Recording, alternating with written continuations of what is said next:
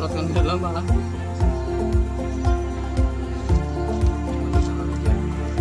Berapa mas itu? Iya. Biasanya lebah itu ada yang agak galak, ada yang Habis pentingnya Pak.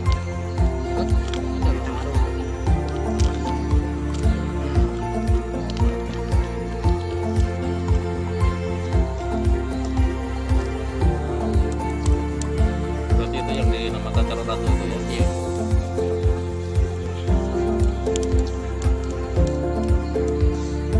Itu namanya Pak.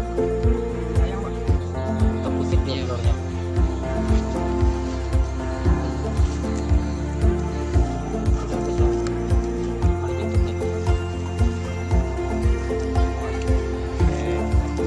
Jangan sampai nak jumlah cap dia jadi. Nah, sebelum kita menggunakan pisau Pak, kalau untuk kita olesi madu dulu Pak. Jadi kita olesi madu biar nggak lengket dan steril. Biasanya kita dulu ya, supaya ini kan tadi kita ikut nah.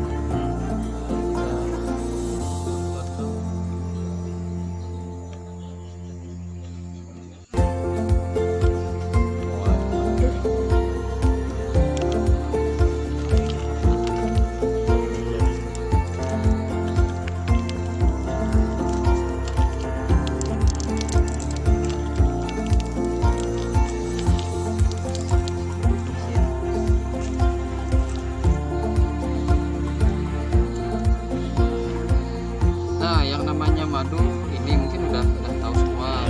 Oke. Terus yang namanya bee pollen. Nah, ini Pak. Ini namanya bee pollen.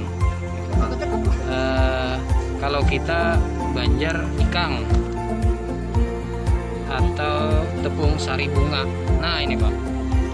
Ini rasanya juga macam-macam.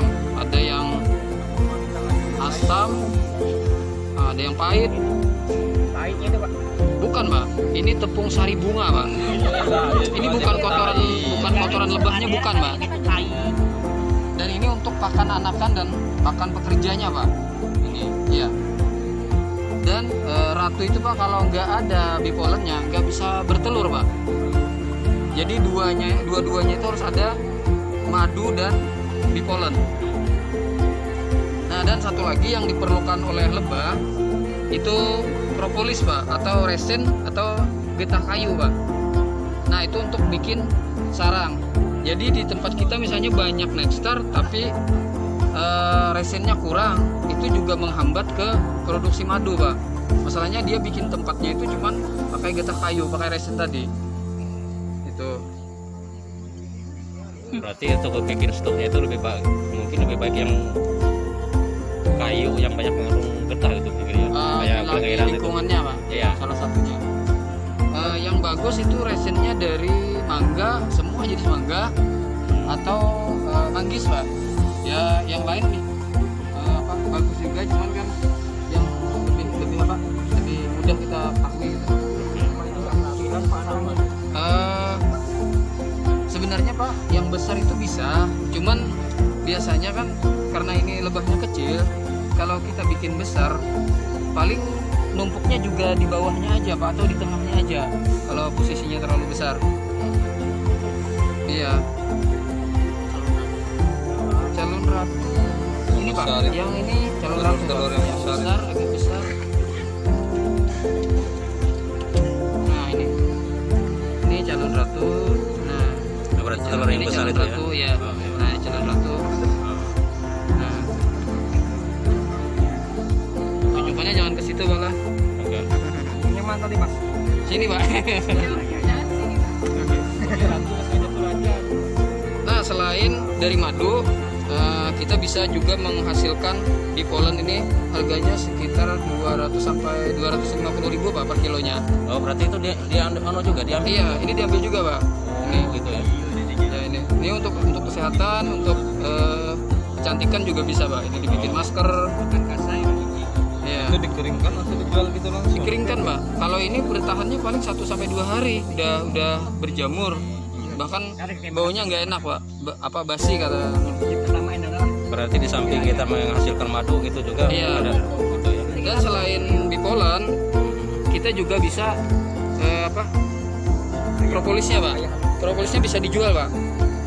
Harganya kisaran 200 sampai 150 rasanya. Harganya per kilonya. Ini pak, semua ini propolis. Iya. Kalau bipolennya ini pak. Ini tadi tempatnya sama dengan madu, cuman beda isinya dan warnanya ini beda. Warnanya beda-beda juga pak, ada yang agak merah, ada yang agak kuning. Terus Berarti cara tadi- cara mengambil itu pakai pisau itu aja ya.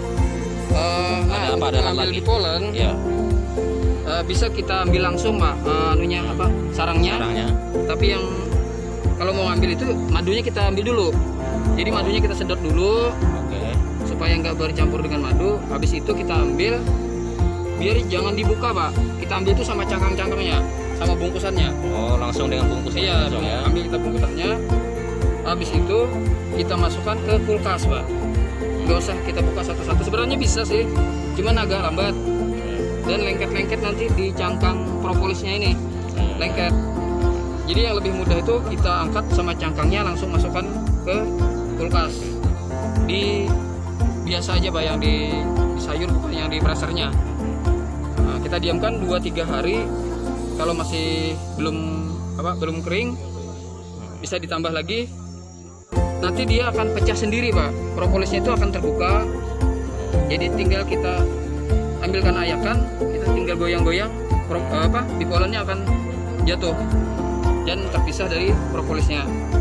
Itu cara Di sini ada berapa ratu ya?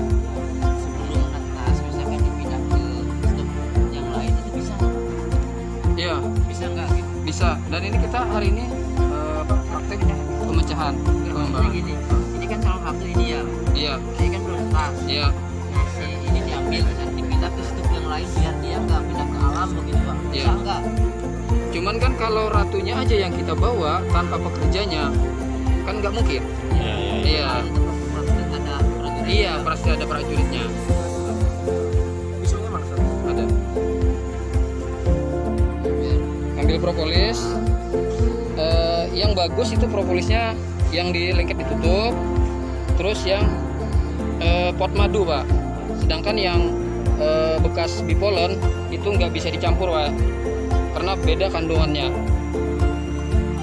Nah kalau yang biasanya kemarin kan ada dari si Pinutrima itu belajar yang untuk kecantikan pak, corongnya ini pak, itu khusus untuk kosmetik. Corongnya itu propolisnya. Oh, ini mas satu lagi pak.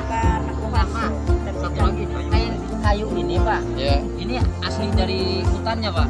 ya kalau ini hasil dari hutan. Kalau misalkan kita ini potong pak. Ya, Potong begini.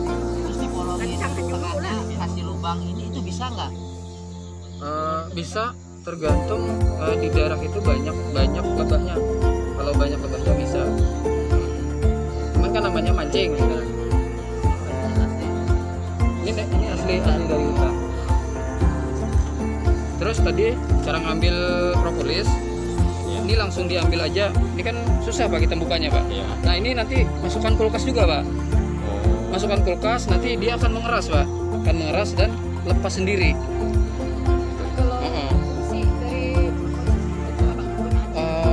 Biasanya obat, biasanya kan di ekstrak, ada yang propolis sudah botolan itu nah, ekstrak. Tapi kita nggak bisa ekstraknya.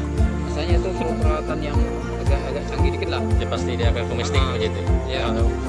Tapi kemarin itu ada ditawarkan dari si Pinutrima itu bisa kerjasama dan bisa jual ke sana. Cuman kata Pak Budi kemarin itu paling tidak 100 kilo lah, dan itu kontinu. Nah itu kita yang masih susah lah anunya.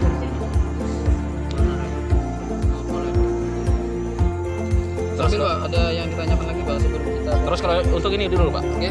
misalnya ini kita ambil kan, itu kan apa itu untuk domestik tadi kan yang paling bagus katanya kan. Iya. Misalnya kita ambil nggak ngaruh ke sini dia.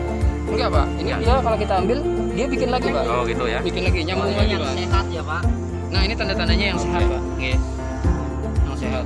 Biasanya, Pak, kalau ada serangan semut yang kecil, kalau ada semut yang kecil, itu tanda-tandanya corongnya tuh disempitkan, Bu. Pak. Nah, kalau ditutup seperti ini, itu tanda-tandanya biasanya ada serangan semut. Dia akan menutup pintu corongnya itu.